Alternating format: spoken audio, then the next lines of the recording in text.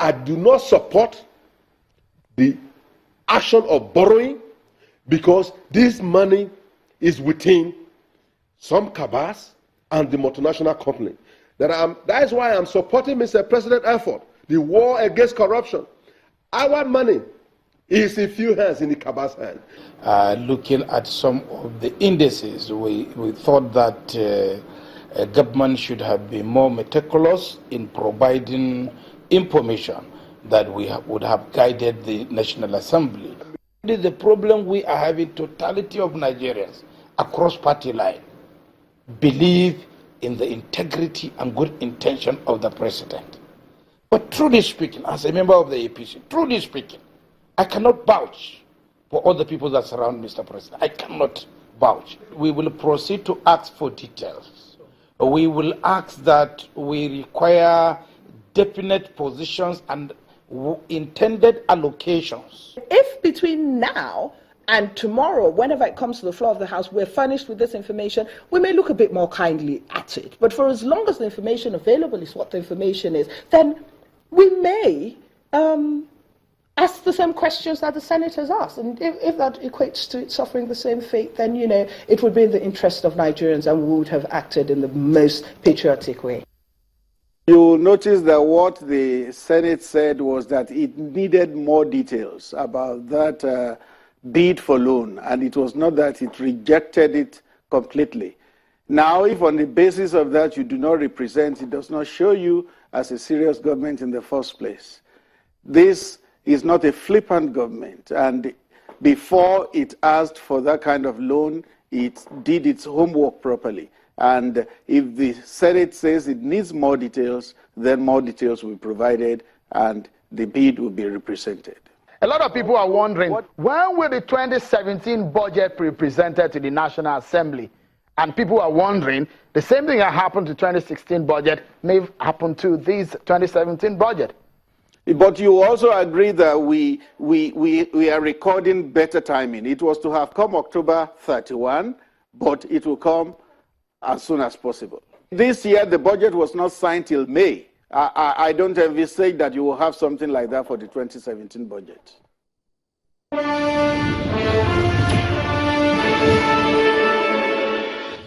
Thank you so much for staying with us, everyone. We've been talking about the loan request made by the Buhari-led executive to the National Assembly. That proposal was thrown back to the executive from the legislature, saying that they needed more details, and a lot of people had fears that why are we borrowing this much? Some people are of the opinion that our foreign purse has been depleted so badly, and that means that when we're borrowing, we're dipping ourselves deeper into some debt.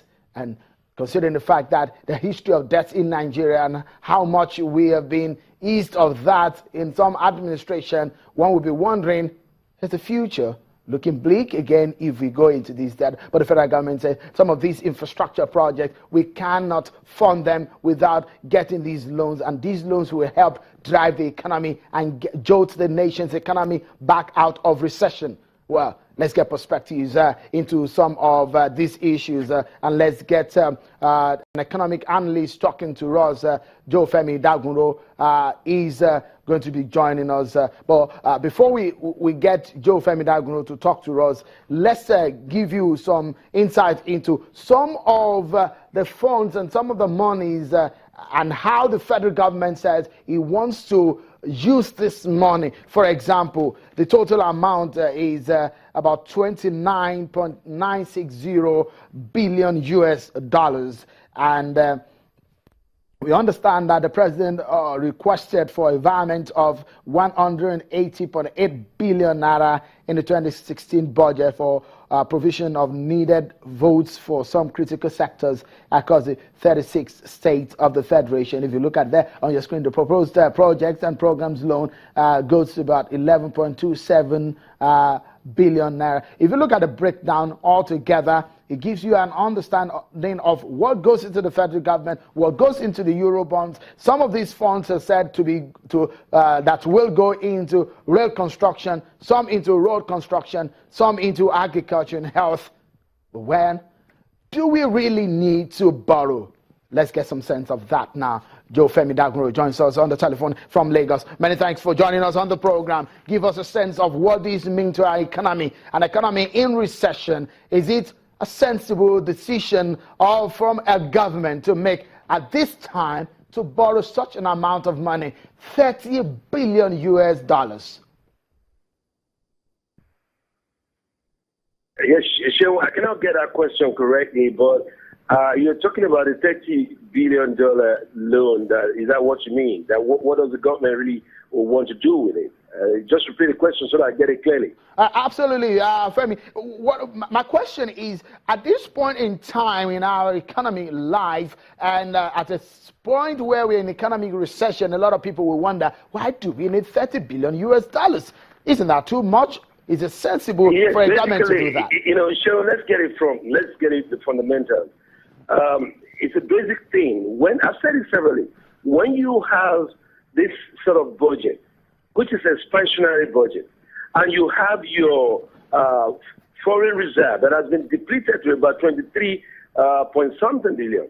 So what else can you do to maintain this country? And each time the states cannot maintain themselves, they cannot do what they are supposed to do, they go back to the federal to borrow money or to even get the kind of money that they are not going to pay back. So now the government is stuck in a place to say, look, we need to really do something. But my concern is not just when we take this $30 billion US. What we are looking at is we have a lot of money in the country right now. Some folks are ready to return several millions and billions, even in dollars.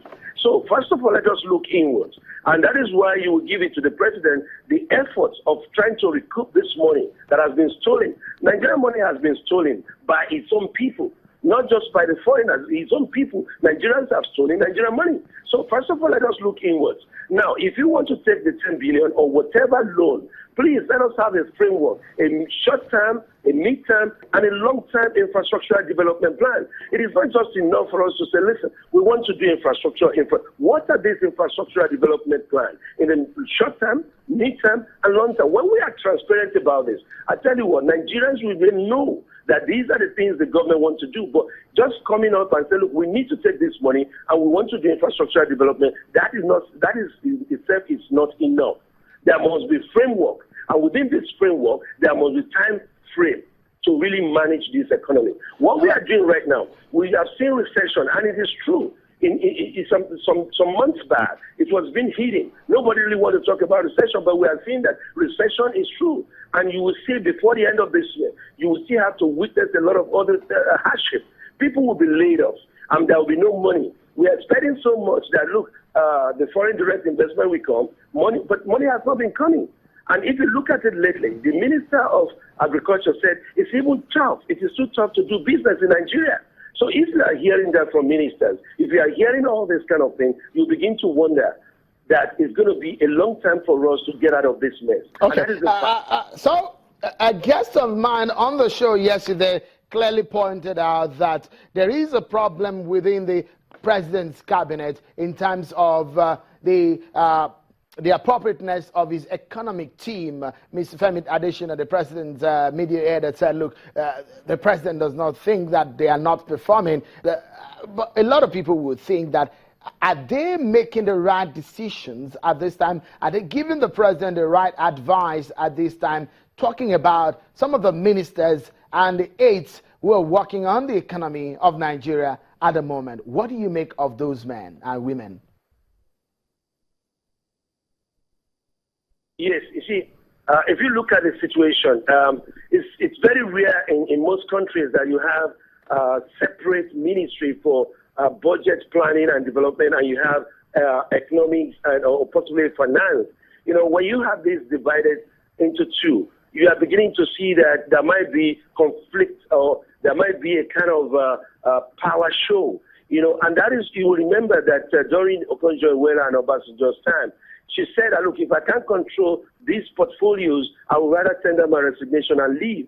You see, now we have divided. We have been able to separate or split these two ministries. And you see, give it all. The gentleman, Udo Toma, is a well-respected gentleman. But then when you split this finance ministry, and how do you want the finance minister to cope with what is going on in the budget planning. Ordinarily, it would have been better for this to be handled, by one ministry, or to have the ministry merged. So you are now seeing that at the beginning, it was quite difficult for the Minister of Budget Planning, Udo Joma, and then he has now brought some fine brain into that ministry. And lately, you have seen that a lot of meetings and summits with the stakeholders. But my concern is this.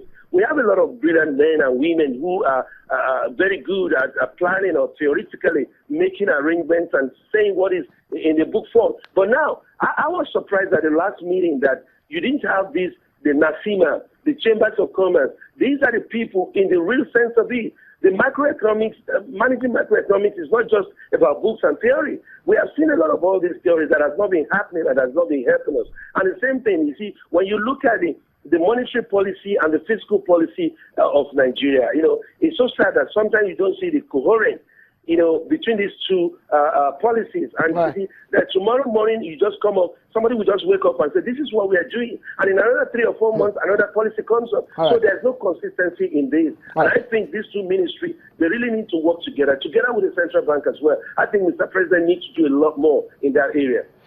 Joe Femi Dagro, economic and policy analyst, talking to us from Lagos. Many thanks for coming on the program. Well, so there are some perspectives there for you. A lot of you who have been talking about competence of some of President Muhammadu Buhari's cabinet members. Well, there you have it. We're divergent opinions on this matter, but we push the conversation forward on subsequent edition of the program. But you go ahead and let us know what to make of all of this issue right on Twitter and Facebook right after this program. That's our program tonight. Many thanks for being part of it. On behalf of the team right here at Channels Television Headquarters in Lagos, I'm Sean Okimalo. Bye for now.